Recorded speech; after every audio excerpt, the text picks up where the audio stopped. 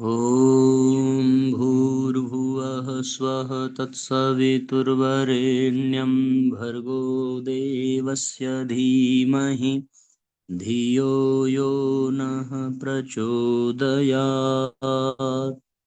ॐ चैतन्यं शाश्वतं शान्तं व्योमातीतं निरञ्जनं नादबिन्दुकलातीतं तस्मै श्रीगुरवे नमः।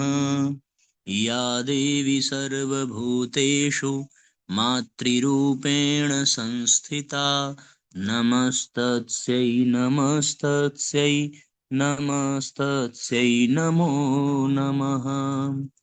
ॐ सद्गुरुचरण कमलेभ्यो नमः। वन्दे भगवतीं देवीं श्रीरामञ्च जगद्गुरुं पादपद्मे तयोः श्रुत्वा प्रणमामि मुहुर्मुहुः। परम पूज्य गुरुदेव परम वंदनीय माता जी के दिव्य संरक्षण में विराजमान ऑनलाइन दैनिक स्वाध्याय के आज के सत्र में आप सभी आत्मीय बंधुओं का बहुत बहुत स्वागत अभिनंदन है। साथियों, आइए भावपूर्वक आज के सत्र का हम सभी शुभारंभ करते हैं। आज का जो अध्याय है, गायत्री का स्त्री स्वरूप क्यों। कल हम लोगों ने गायत्री शक्ति, गायत्री चेतना के बारे में सुना था कि किस प्रकार से गायत्री माता सर्वसमर्थ हैं, सब देवों में उन्हीं की शक्ति संचालित हो रही है, सब उन्हीं के शक्ति से ही प्रेरणा और ऊर्जा प्राप्त कर रहे हैं। ये बातें साथियों हम लोगों ने कल सुनी थी। आज हम लोग ये जानेंगे कि गायत्री का स्त्री स्वरूप क्यों। सब लोग अपना नाम स्थान अवश्य लिख करके भेजें। आज नवरात्रि के पावन पर्व का 6वां दिन है और साथ ही साथियों माँ कात्यायनी का आज पावन दिवस है। ऐसे पावन दिन पर हम सभी एकत्रित होकर के मातृ सत्ता, गायत्री शक्ति के विषय में स्वाध्याय सुनने के लिए एकत्रित हुए हैं। आइए आज की चर्चा प्रारंभ करते हैं। कई व्यक्ति पूछते हैं, गायत्री महाशक्ति को नारी रूप में क्यों पूजा जाता है, जबकि अन्य सभी देवता नर रूप हैं। इसी प्रकार यह भी कहा जाता है कि गायत्री मंत्र में सविता देवता की प्रार्थना के लिए पुल्लिंग शब्दों का प्रयोग हुआ है, फिर उसे नारी रूप क्यों दिया गया। इन शंकाओं के मूल आधार में मनुष्य की वह मान्यता काम करती है जिसके अनुसार नर को श्रेष्ठ और नारी को निकृष्ट माना गया है। घरों में नारियां नर की सेवा पूजा करती हैं, उसके अधिकार आधिपत्य में रहती हैं, उन्हें छोटा या हेय माना जाता है। स्त्री का वर्चस्व स्वीकार करने में पुरुष अपना अपमान मानते हैं। किसी स्त्री अफसर के नीचे पुरुष कर्मचारियों को काम करना पड़े तो बाहर से कुछ न कहते हुए भी भीतर से कुड़कुड़ाते रहते हैं। किसी घर में स्त्री की बात चलती हो, पुरुष अनुगामी हो, तो उसकी मखौल उड़ाई जाती है। नर की नारी के प्रति जो यह सामंतकालीन तिरस्कार बुद्धि है, उसी से प्रभावित होकर उसे यह सोचना पड़ता है कि वह नारी शक्ति की पूजा क्यों करे।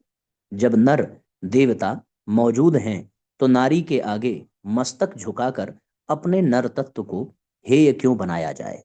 भगवान को नारी रूप में पूजने से किसी की कोई हानि नहीं वरन लाभ ही है। माता के हृदय में अपार वात्सल्य है। जितनी करुणा एवं ममता माता में होती है, उतनी और किसी संबंधी में नहीं। उपासना के लिए भगवान को किसी घनिष्ठ संबंधी के रूप में ही मान्यता प्रदान करनी पड़ती है।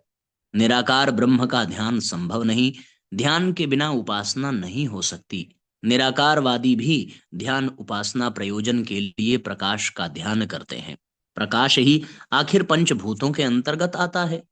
ध्यान भूमिका में प्रयुक्त किए जाने वाले प्रकाश बिंदु एवं सूर्य मंडल का भी एक आकार बन ही जाता है। इसीलिए उपासना में कोई न कोई आकार तो निर्धारित करना ही पड़ता है। इस आकार के साथ जितनी ही आत्मीयता, ममता, घनिष्ठता होगी, उतना ही मन लगेगा और चित्र एकाग्र होगा और भावनात्मक तन्मयता की ओर दृष्टि के साथ भगवत प्राप्ति की ओर प्रगति होती चली जाएगी। जिनके साथ घनिष्ठता स्थापित की जाती है, उनके साथ कोई रिश्ता बन जाता है। रिश्ते का अर्थ है असाधारण घनिष्ठता। परिवार के सदस्य कुटुंबी और कन्याओं के आदान प्रदान से संबंधित रिश्तेदार कहलाते हैं। उससे अतिरिक्त लोगों को मित्र कहते हैं। गुरुजन भी इन्हीं वर्गों में स्वाभाविक प्रेम बढ़ता है। इनके सानिध्य में सुख और वियोग में दुख मिलता है। भगवान को प्राप्त करने के लिए उसमें प्रेम संबंध दृढ़ करना होता है, और इसके लिए उसे कोई प्रेम पात्र, कुटुंबी, रिश्तेदार अथवा मित्र जैसा संबंध स्थापित करना पड़ता है। इस संबंध मान्यता में जितनी अधिक आत्मीयता होगी, उतनी ही प्रतिक्रिया मिलेगी। गुंबज अथवा कुएं की प्रतिध्वनि की तरह हमारा प्रेम ही ईश्वरीय प्रेम एवं अनुग्रह बनकर हमारे पास वापस लौटता है। जिस स्तर का भाव या प्यार हम भगवान के प्रति व्यक्त करते हैं, उसी के अनुरूप दीवार पर मारी हुई रबड़ की गेंद की तरह लौटकर भगवान की अनुकंपा हमारे पास वापस आ जाती है। इसलिए भगवान को कोई न कोई संबंधी मानकर चलना होता है। उस मान्यता के आधार पर ही हमारी उपासना में प्रगति होती है। भगवान से कोई भी संबंध स्थापित किया जा सकता है। उस एक को ही किसी भी आत्मीय भावना के साथ देखा जा सकता है। उसके लिए हर मान्यता उपयुक्त है। कहा भी गया है कि त्वमेव माता च पिता त्वमेव, त्वमेव बंधु च सखा त्वमेव, त्वमेव विद्या द्रविड़म त्वमेव, त्वमेव सर्वम मम देव देव। प्रार्थना में जिन संबंधों को गिनाया गया है, उनमें माता का संबंध सर्वप्रथम है। वह सर्वोपरि भी है, क्योंकि माता से बढ़कर परम निस्वार्थ, अतिशय कोमल, करुणा एवं वात्सल्य से पूर्ण और कोई रिश्ता हो ही नहीं सकता। जब हम भगवान को माता मानकर चलते हैं, तो उसकी प्रतिक्रिया किसी सहृदय माता के वात्सल्य के रूप में ही उपलब्ध होती है। इन उपलब्धियों को पाकर साधक धन्य हो जाता है। पिता से माता का दर्जा 100 गुना अधिक बताया गया है। यों पिता भी बच्चों को प्यार करते हैं, पर उस प्यार का स्तर माता की तुलना नहीं कर सकता। इसलिए सब में भगवान को माता मानकर चलना अपने ही हित में है। इसमें अपने को ही अधिक लाभ होता है। नारी के प्रति मनुष्य में एक वासनात्मक दुष्टता की प्रवृत्ति जड़ जमाए बैठी रहती है। यदि इसे हटाया जा सके, नर और नारी के बीच काम कौतुक की कल्पना हटाई जा सके, तो विष को अमृत में बदलने जैसी भावनात्मक रसायन बन सकती है। नर और नारी के बीच जो रति और प्राण विद्युत धारा सी बहती है, उनका संपर्क वैसा ही प्रभाव उत्पन्न करता है, जैसा कि बिजली के नेगेटिव और पॉजिटिव धाराओं के मिलन से विद्युत संचार का माध्यम बन जाता है। माता और पुत्र का मिलन एक अत्यंत उत्कृष्ट स्तर की आध्यात्मिक विद्युत धारा का सृजन करता है। मातृ स्नेह से विहीन बालकों में एक बड़ा मानसिक अभाव रह जाता है, भले ही उन्हें सांसारिक अन्य सुविधाएं कितनी ही अधिक क्यों न हों। पत्नी, बहन, पुत्री आदि के रूप में भी नारी नर को महत्वपूर्ण भावनात्मक पोषण प्रदान करती है और उसकी मानसिक अपूर्णता को पूर्ण करने में सहायक होती है। यह सांसारिक स्तर की बात उपासना के भावना क्षेत्र में भी लागू होती है। माता का नारी रूप ध्यान भूमिका में जब प्रवेश करता है, तो उसमें प्राण की एक बड़ी अपूर्णता पूरी होती है।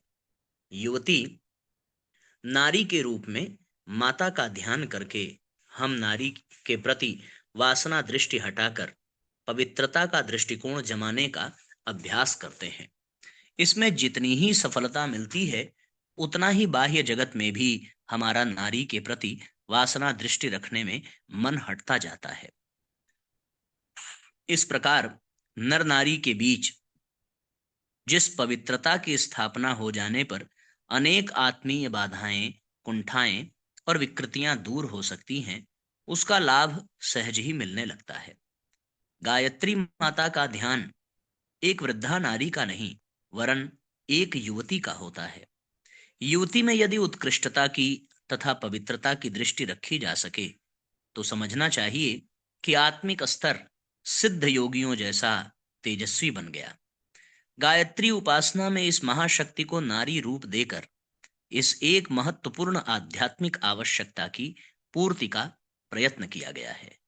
भाषा विज्ञान की दृष्टि से शक्ति स्त्रीलिंग है, इसलिए यदि ध्यान कल्पना में उसे नारी रूप में निश्चित किया जाए तो उसमें अनुचित कुछ भी नहीं है। उस महामंत्र में सविता देवता के लिए पुल्लिंग शब्दों का प्रयोग भले ही हुआ है, वह है तो स्तुति ही, प्रार्थना ही। प्रार्थना और स्तुति दोनों ही स्त्रीलिंग है। इसी दिशा में यदि गायत्री को स्त्री रूप में निश्चित किया जाता है तो इसमें बुराई क्या है? सच तो ये है कि शक्ति तत्व को स्त्री पुरुष के वर्गों में विभक्त ही नहीं किया जा सकता। यह विभाजन तो शरीरधारियों प्राणियों में संतान उत्पत्ति प्रयोजनों के लिए ही होता है। दिव्य शक्तियां न तो शरीरधारी हैं, न उन्हें प्रजनन ही करना है। ऐसी दशा में उनमें वास्तविक लिंग भेद नहीं है। उन्हें नर नारी के रूप में तो ध्यान सुविधा के लिए ही चित्रित किया जाता है, अथवा भाषा में जिस प्रकार का लिंग प्रयुक्त होता है उसी आधार पर उनका शरीर बना दिया जाता है। यह वस्तु वास्तविक नहीं, वरन मानवी कल्पना का खेल है। अग्नि स्त्रीलिंग है, तेजस पुल्लिंग। शब्दों में लिंग भेद है पर वस्तु एक ही है। वायु स्त्रीलिंग है, मरुत पुल्लिंग है। बात एक ही है पर शब्दों के आधार पर लिंग बदल गया। उपवन पुल्लिंग है, वाटिका स्त्रीलिंग है। एक ही चीज के दो स्वरूप हैं। शैया और पलंग एक ही होते हुए भी लिंग पृथक है। चंद्रमा को हिंदी में नर और अंग्रेजी में नारी मानते हैं। वस्तुतः चंद्रमा एक ग्रह पिंड मात्र है, वह न नर है न नारी है। भाषा और कल्पना में उसे नर नारी के रूप में खींचा जाता है। पर ब्रह्म की सर्वोपरि शक्ति को स्त्री कहा जाए या पुरुष, ये हमारी भाषा और कल्पना पर निर्भर है। वस्तुतः वह लिंग भेद से परे है। उपासना में गायत्री की तुलना नारी रूप में करके हम अपना ही साधनात्मक एवं भावनात्मक प्रयोजन पूर्ण करते हैं। अतएव इसमें संदेह तथा विवाद की कोई गुंजाइश नहीं है। नर की जननी होने के कारण वस्तुतः नारी उससे कहीं अधिक श्रेष्ठ एवं पवित्र है। उसका स्थान संभवतः बहुत ऊंचा है। माता का पूज्य स्थान पिता एवं उससे भी ऊंचा है। पुरुष की अपूर्णताएं नारी के स्नेह सिंचन से ही दूर होती हैं। इसलिए यदि नारी के रूप में हमारा उपास्य इष्ट हो तो वह एक औचित्य ही है। अनादिकाल से भारतीय धर्म में ऐसी ही मान्यता चली आ रही है, जिसके अनुसार माता को ही नहीं पत्नी को भी पति से अधिक एवं प्रथम सम्मान मिला है। पति पत्नी के सम्मिलित मानों में पत्नी की प्राथमिकता है। लक्ष्मी नारायण, सीताराम, राधेश्याम, उमा महेश, शशि पुरंदर, माता पिता, गंगा सागर आदि नामों में पत्नी को ही प्रामाणिक प्राथमिकता मिली है। कारण उसकी वरिष्ठता ही है। इस दृष्टि से भी यदि देवता का पुल्लिंग स्वरूप अधिक उत्तम है या स्त्रीलिंग स्वरूप, तो उसका सहज उत्तर नारी के रूप में ही जाएगा। ऐसी दशा में यह शंका संदेह करना उचित नहीं कि गायत्री शक्ति को नारी का रूप देखकर उसे जो पूज्य स्थान पर बिठाया गया है उसमें कुछ अनुचित हुआ है। नर की श्रेष्ठता का अहंकार ही इस प्रकार के प्रश्नों का सृजन करता है। उपरोक्त तथ्यों की पुष्टि में अगणित शास्त्रीय प्रमाण मिलते हैं। उनमें से कुछ का उल्लेख नीचे किया गया है। अचिन्त्यस्याप्रमेयस्य निर्गुणस्य गुणात्मनः उपासकानाम सिद्ध्यर्थ ब्राह्मणो रूप कल्पना। पर ब्रह्म की सभी शक्तियां अचिंत्य और निर्गुण हैं।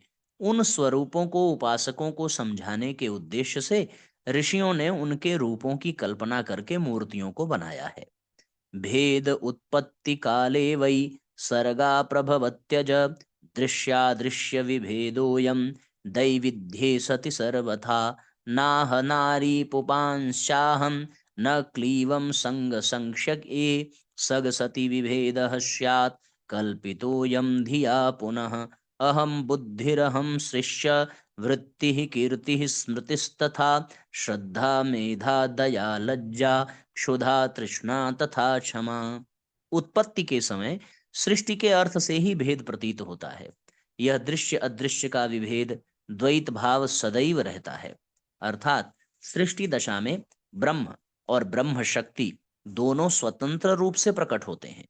प्रलय हो जाने पर न मैं स्त्री हूं न पुरुष न क्लीब हूं, केवल सृष्टि काल में ही बुद्धि द्वारा कल्पित भेद दृष्टि में आता है। सृष्टि की विकास अवस्था में ही बुद्धि श्री धृति कीर्ति स्मृति श्रद्धा मेधा दया लज्जा क्षुधा पिपासा और क्षमा मैं ही हूँ। अरूपम भावनागम्यम परम ब्रह्म कुलेश्वरी अरूपाम रूपिणीम कृत्वा कर्म कांडरता नराह नरह। वह ईश्वरीय शक्ति अरूप और केवल भावना गम्य है, पर कर्मकांड में संलग्न मनुष्य उस अरूप में से ही रूप की कल्पना कर लेते हैं।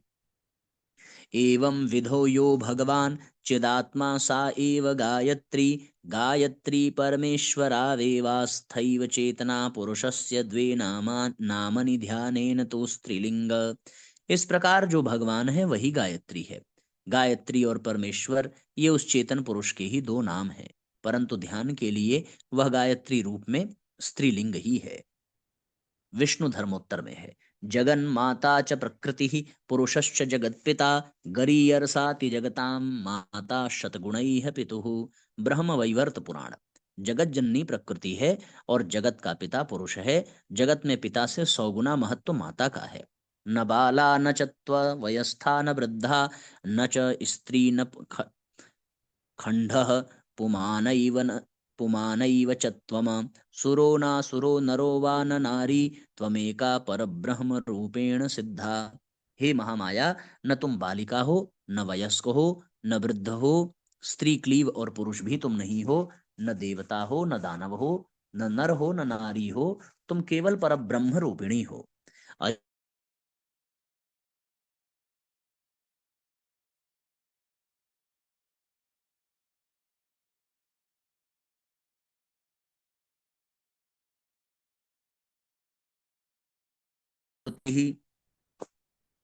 गुणातीता निर्द्वंद्व बोधैकगम्या त्वमेका परब्रह्मरूपेण सिद्ध। तुम अचिंतनीय होते हुए भी साकार मूर्ति रूपा हो, प्रत्येक प्राणी में सत्वगुण रूप में विराजमान रहती हो तथा गुणातीत हो। केवल तत्व ज्ञान से ही तुम जानी जाती हो, तुम ही परब्रह्म रूप से प्रसिद्ध हो। त्वं स्त्री त्वं पुमानसी त्वं कुमार उत वा कुमारी त्वं जीर्णो दंडेन वंचसि त्वं जातो भवसि विश्वतो विष्णतो मुखः। तो स्त्री है तो पुरुष भी है, तो ही कुमार और कुमारी है, तो वृद्ध होकर लाठी के सहारे चलता है और तो ही उत्पन्न होकर सब ओर मुख वाला हो जाता है। स्पष्ट हो रहा है साथियों? यथात्मा च तथा शक्ति यथाग्नौ दाहिका स्थिति स्थिता अतएव ही योगेन्द्रै स्त्री पुंभेदो न मन्यते सत। वही ब्रह्म प्रकृति ब्रह्म स्वरूपा नित्या और सनातनी है। पर ब्रह्म परमात्मा के अनुरूप सभी गुण उस प्रकृति में ही निहित हैं। जैसे अग्नि में दाहिका शक्ति सदा रहती है, इसी से परम योगी जन स्त्री पुरुष में भेद नहीं मानते। हे नारद, वे कहते हैं कि सत असत जो कुछ भी है सब ब्रह्ममय है। कामधेनु तंत्र में कहा है कि युवती सा समाख्याता सा महाकुंडली परा, अर्थात वह परा जैसी महाकुंडली अर्थात महागायत्री युवती के रूप में कही गई है। स तस्मिन्नेवाकसे स्त्रिय स्त्रय माँ जगाम बहुशोभमाना मुमान हैमवतीम। इंद्रादि देवताओं को ब्रह्म ज्ञान प्रदान करने को ब्रह्म स्थान में जो प्रतिमा प्रकट हुई है, उसी स्त्री मूर्ति का दर्शन इंद्र को हुआ है। जगद्धात्रीं महामायां ब्रह्म रूपां सनातनीं दृष्ट्वा प्रमुदिताः सर्वे देवताप्स किन्नराः।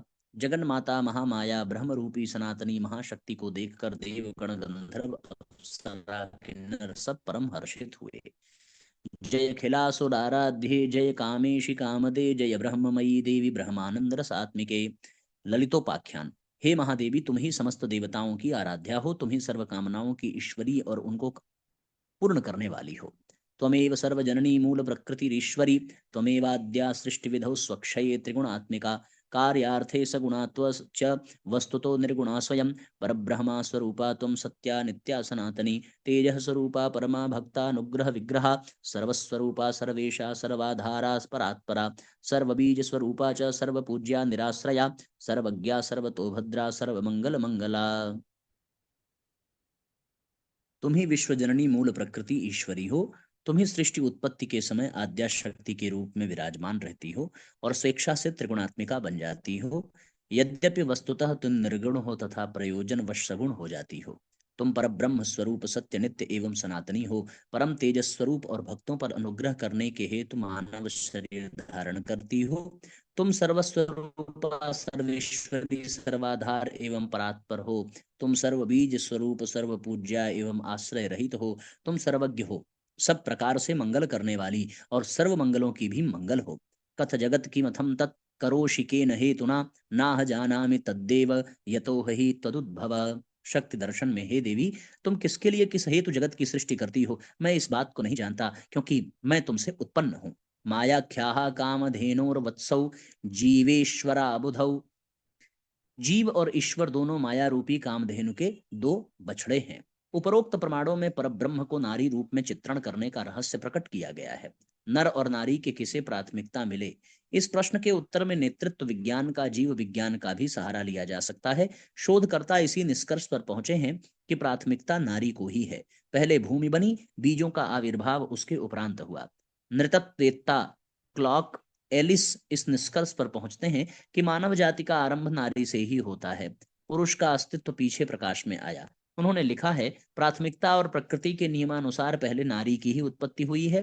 साधारणतया प्राणी मात्र की उत्पत्ति नारी जाति पर ही अवलंबित है। प्राणी जगत की सृष्टि के लिए पुरुष की आवश्यकता ही न थी अथवा गौड़ थी। रज और वीर्य के संयोग से विभिन्न गुणों द्वारा जीवन शक्ति को परिपुष्ट एवं प्रस्फुटित करने के हेतु लाभ की दृष्टि से पुरुष जाति का पीछे से विकास हुआ। नारी में देवत्व की मात्रा पुरुष की तुलना में कहीं अधिक है। इसलिए जहां पुरुष को अपने गुण कर्म स्वभाव की उत्कृष्टता होने पर ही पूज्य पद एवं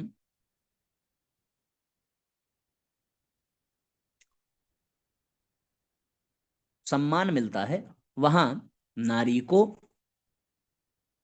उसकी जननी भगिनी कन्या आदि विशेषताओं के कारण जन्मजात सम्मान मिल जाता है।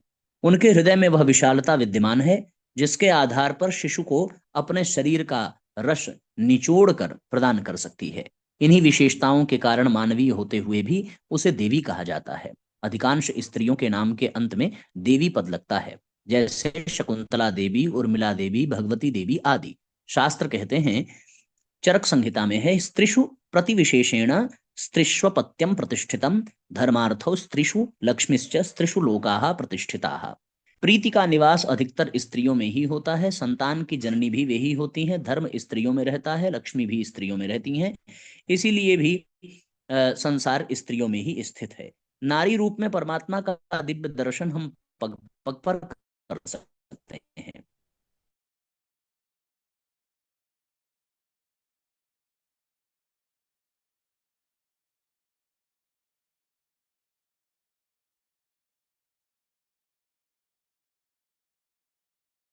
का भार्या भोगाय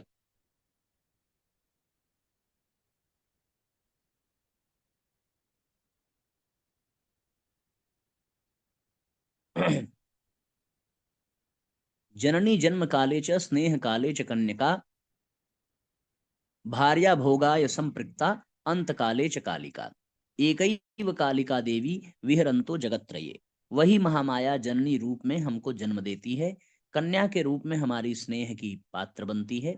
भार्या के रूप में भोगदात्री बन जाती है और अंत समय में कालिका के रूप में हमारी इह लीला संवरण कर देती है। इस प्रकार एक ही महादेवी तीनों लोकों में विचरण करती रहती है। तंत्र ग्रंथ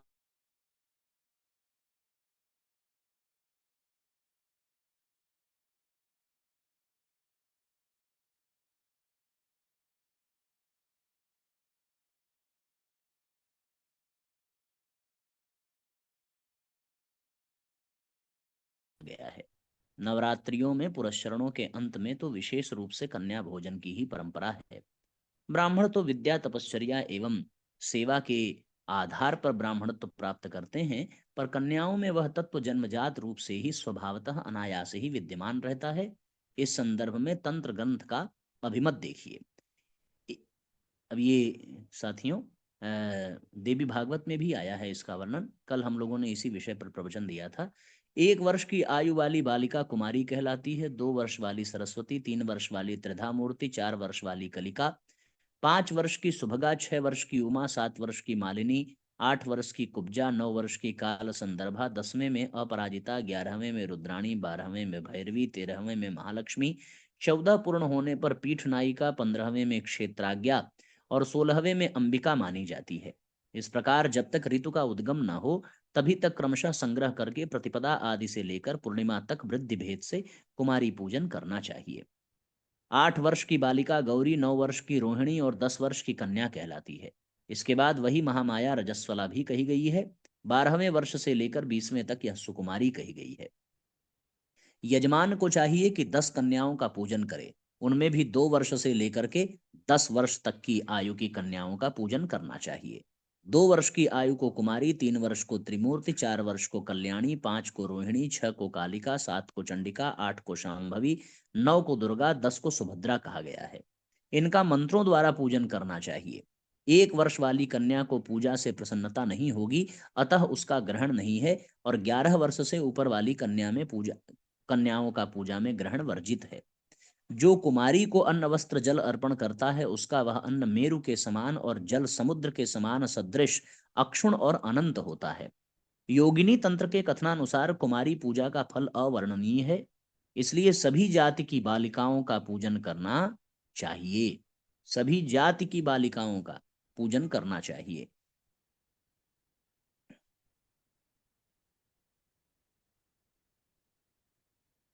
कुमारी पूजा का फल अवर्णनीय है, इसलिए सभी जाति की बालिकाओं का पूजन करना चाहिए। कुमारी पूजन में जाति भेद का विचार करना उचित नहीं।